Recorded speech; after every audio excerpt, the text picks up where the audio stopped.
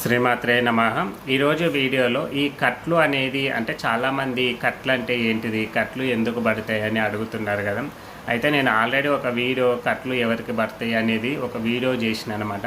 అయితే ఈ కట్ల నుంచి మనము ఈ కట్లు తెంచుకోవాలి అంటే ఇది కొద్దిగా కొంచెం ప్రాసెస్ ఉంటుంది. ఎందుకంటే కొంతమందికి కట్లు ఏ విధంగా పడ్డాయో కూడా తెలియదు. అంటే అమ్మవారికి పడ్డదా లేకపోతే మనకే పడ్డదా అనేది తెలుసుకోవాలి అంటే ఏదో దేవుడు వచ్చిన వాళ్ళ దగ్గరకు ఏదో విధంగా అయితే పోవాలి. వాళ్ళు అయితే చాలామంది మేము ఇట్లా పోతే వాళ్ళు డబ్బులు ఎక్కువ అడుగుతున్నారు అని కూడా అంటున్నారు. కాబట్టి అయితే ఈరోజు మనంతకు మనమే మన యొక్క కట్లను ఏ విధంగా తెంచుకోవాలి, మన యొక్క కట్లను ఏ విధంగా అంటే కట్ల నుంచి మనం ఎలా బయటపడాలి అనేది నేను అంటే ఇది ఖచ్చితంగా మనము ఎవరితోటో ఒకరితోటి తీయించుకోకైతే తప్పదు.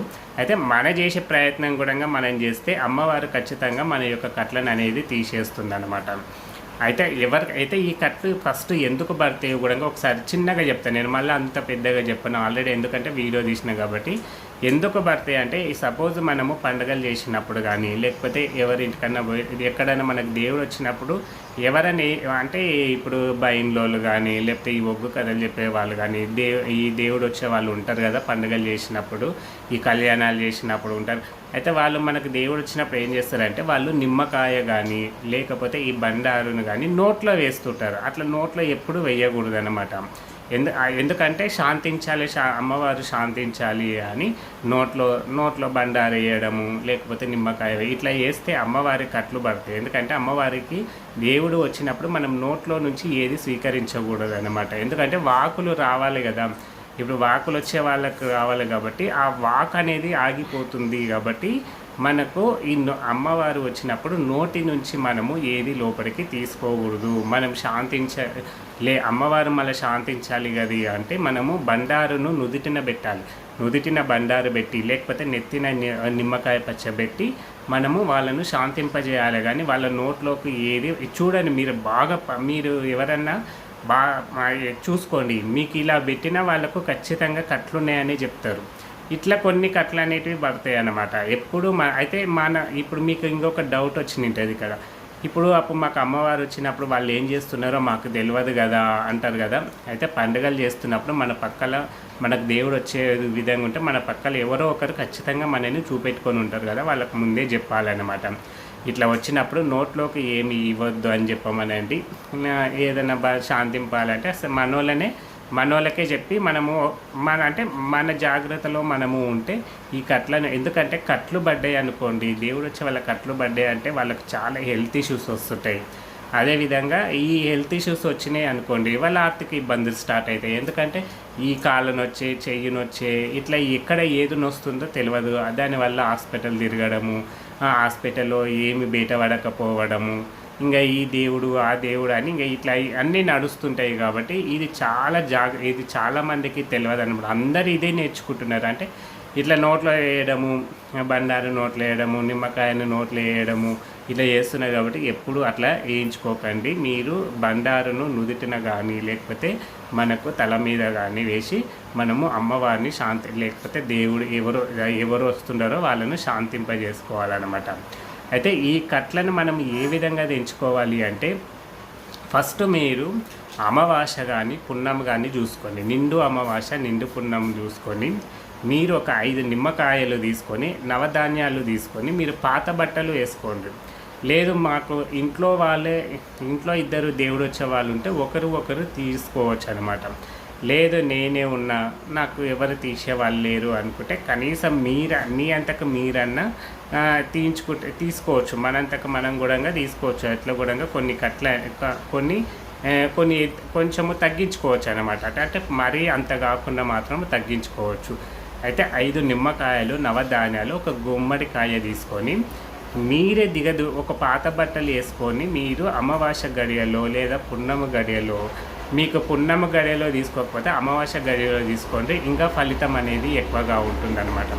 అయితే మీరు మనం దిష్టి తీసుకుంటాం కదా, అలా తీసేసుకొని మీరే కొట్టేసుకోండి. ఎందుకంటే ఎవ్వరూ లేరు అనుకున్నప్పుడు, లేదు ఇంట్లో వాళ్ళు ఎవరైనా తీసేస్తారు అంటే తీసేయించుకోండి. అంటే దిష్టి 3 సార్లు ముందు నుంచి వెనుక నుంచి మనకు తలకు ఇలా తీసేసి గుమ్మడికాయ మీద ఇది కర్పూరం వేసి వెలిగించి దిష్టి దించుకొని కొట్టేసి కుంకుమ పసుపు అటు ఇటు వేసుకోండి.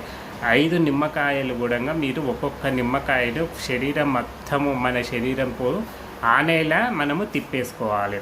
అదేవిధంగా గుమ్మడి ఇట్లా వెనుక నుంచి పైనుంచి ఇట్లా మొత్తం తీసేసుకొని 5 నిమ్మకాయలు కోసేసుకోవాలన్నమాట. అదేవిధంగా లాస్ట్కు ఈ నవధాన్యాలను కూడా మనము మీది నుంచి కిందికి ఒక 3 సార్లు తిప్పేసుకుంటూ ఉండాలి. అయితే 9 రకాల నవధాన్యాలు ఖచ్చితంగా ఉండాలి. ఎందుకంటే మనకు పూజా స్టోర్లో దొరుకుతాయి కదా, దాంట్లో 9 రకాలు అయితే ఉండవు. కాబట్టి మీరు బయట అయినా సరే ఓ 10 రూపాయలవో 20 రూపాయలవో అన్ని రకాల నవధాన్యాలు తెచ్చుకొని మీరు తిప్పేసుకొని మీరు లాస్ట్కి ఏం చేయాలంటే ఒక కొబ్బరికాయని తిప్పుకొని కొట్టేసి మీరు ఇంకా స్నానం చేయాలి. బయటనే, ఇది మొత్తం లోపట అనేది జరగకూడదు కాబట్టి ఇంటి బయట చేసుకొని మీరు ఆ బట్టలను మొత్తం బయటనే, ఇంట్లోకి కూడా రాకూడదు, బయట ఎక్కడైనా పడేయాలన్నమాట. ఈ మొత్తం తీసుకెళ్ళి ఎక్కడైనా పడేసి మీరు స్నానం చేసి మీ అమ్మవారికి, మీ యొక్క దేవుడికి ధూపదీప నైవేద్యాలు పెట్టి మీరు సంకల్పం చెప్పుకోండి. అమ్మ, మాకు అంటే కట్లు పడ్డాయి అన్నారు, మాకైతే ఎవ్వరూ తెలియదు, నువ్వే నేను గురువుగా భావిస్తున్నాను, నువ్వే నాకు తల్లిదండ్రిగా భావిస్తున్నాను, నువ్వే నాకు ఈ కట్లు తెంచమని మీరు అమ్మవారికి పూర్తిగా సంకల్పం చెప్పుకోండి. ఖచ్చితంగా అమ్మవారు మీకు మీ యొక్క కట్లను అనేది తెంచేలా చేస్తున్నారు. ఎందుకంటే ఒకరి దగ్గరకు పోతే, ఇప్పుడు డబ్బులున్న వాళ్ళు అంటే ఎవరికైనా డబ్బులు ఇచ్చి తీయించుకుంటారు. ఇంకా లేదు, ఇంకా మనకే తినడానికి ఇబ్బందిగా ఉంది, ఇంకా మేము ఈ డబ్బులు మేము పెట్టలేదు. ఎందుకంటే ఈ కట్లు తీయాలంటే దాదాపు కొంతమంది 2-3 వేలు అడుగుతారనమాట. ఈ 2-3 వేలు అంటే మాకు లేవు. అంటే మనము ఎప్పుడే కానీ ఇక్కడ దేవుడిపై పూర్తి నమ్మకం ఉండాలి. దేవుడి మీద నమ్మకం ఉంటేనే మనకు అన్నీ అమ్మవారు, మనం ఏ దేవుడి మీద అయితే నమ్మకం పెట్టుకున్నామో ఆ దేవుడు మనకు గురువు అవుతాడు. తల్లి తండ్రి అన్నీ వాళ్ళే అయ్యి మనకి ఎలాంటి ఇబ్బంది లేకుండా మనం ఏం చేస్తామంటే వీళ్ళని మర్చిపోతాము. ఈ దేవుని మనం మన ఇంట్లో ఉన్న అమ్మవారిని దేవుడిని మర్చిపోయి ఆ దేవుడు వచ్చే వాళ్ళ దగ్గరికి పోదామా, ఈ దేవుడు వచ్చే దగ్గరికి పోదామా, ఇట్లా వీళ్ళ దగ్గరికి పోతాం. సరే పోయినా అక్కడ మనం ఒక సమస్యకి పోతే అక్కడ ఇంకొక సమస్య వస్తుందన్నమాట. అంటే మనము ఒక పని మీద పోతాము, అది ఇంకొకటి వెళ్తుంది. కాబట్టి అందుకే ఫస్ట్ మనమే సర్దిద్దుకోవాలి. ఏదైనా మనము చేసుకుంటేనే మంచిది. ఎందుకంటే కొన్ని సందర్భాల్లో ఒకరి మీద ఆధారపడకుండా దేవుని మీద భారం వేస్తే మనకు దేవుడు అనేది మనకు గురువు అయ్యి మనకు ఉన్న ఇబ్బందిని, మనకు ఏ కట్లు పడ్డాయో ఆ కట్లు తెంచేలా దేవుడు అనేది చేస్తాడు.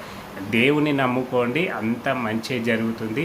అందరికీ ఆ పార్వతీ పరమేశ్వర్ల అనుగ్రహంతో అందరూ సంతోషంగా ఉండాలని కోరుకుంటున్నాను. జై శ్రీరామ్.